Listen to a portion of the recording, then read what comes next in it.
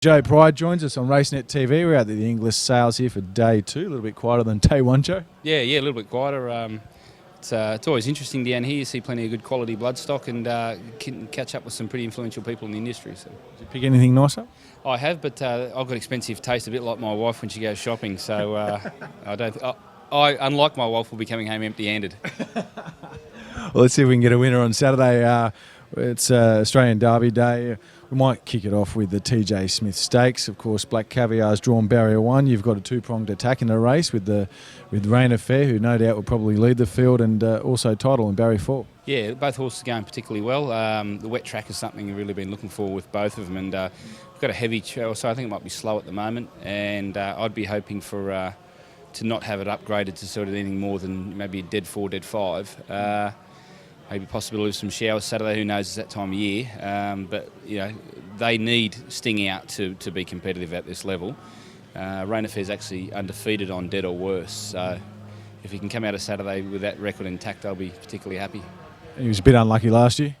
Yeah, he ran second last year. And look, I'm not sure he was unlucky. I don't think he had the right prep last year. He was a bit of a tired horse. I'd had him up. He ran his first start of last preparation in the Carrington on New Year's Day. Yep. And, you know, he'd been down to Melbourne, come back, managed to run second in the All Age in the TJ, but as I say, he was on tired legs. This preparation more specifically set for an autumn campaign, which, you know, will sort of culminate in Brisbane. So, look, I think, as I say, better preparation. Horses couldn't be any more certain he's going better than he was last year, and you know, I think he can give it a shake.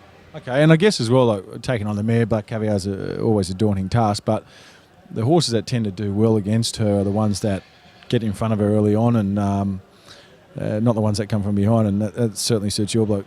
Yeah, look, I think you know, a few people have maybe fallen into the trap of some of the jockeys look like they're out there to watch her rather than compete against her, you know, and that's definitely not what I'll be instructing my guys to do. And I want to, you know, want a fair race, but at the same time, we won't be looking to give her any favours. And I think she's got a bit of an awkward barrier in barrier 1, and you know, she's a champion mare, there's no doubt about that. She's done more for racing than any other horse in the last 20 or 30 years. But my job's to train winners, and I'll be, you know, I'm trying to plot a downfall, and you know, and if I'm successful at that, I'll be, you know, a proud man. And I guess we saw a pretty good mare go down last week from barrier 1 as well. So he's hoping. In the Adrian Knox, we see Unimpeachable, who's been thereabouts this preparation. Yeah, she's a lovely filly. She's made really good progress. I think this will be the right race for her at 2,000 metres. She's out of Zabeel mares, plenty of Zabeel about her. She's got her blinkers on. She had them on last start, and they seem to sort of straighten her up and focus her a little bit more. So she's finally drawn a barrier, and I'd be hoping to sort of be midfield, and I think she'll be very hard to beat. Okay, pushing onto the Oaks there?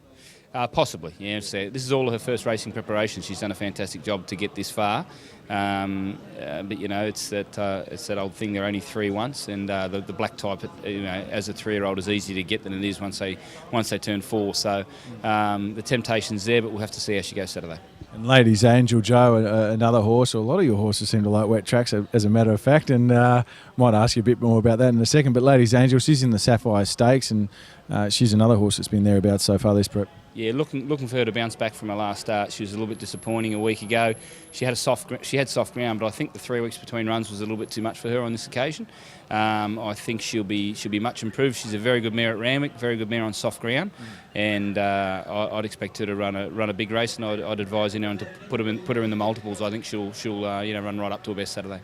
Okay, and just on your horses with the wet tracks, Joe, is there a theory there? It's the mongrel bred ones that I get. You know, not the ones out of this sale that all they can do is go on wet ground. And look, I like to think I train the horses to be pretty tough and seasoned for whatever conditions sort of prevail on the day.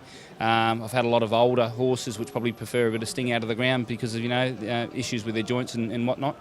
I think maybe it comes down to pedigree. You know, some of the better horses I've had have been by wet track stallions. So I'm sure hopefully I'll train plenty of good winners on dry tracks by the time I finish. Best on Saturday?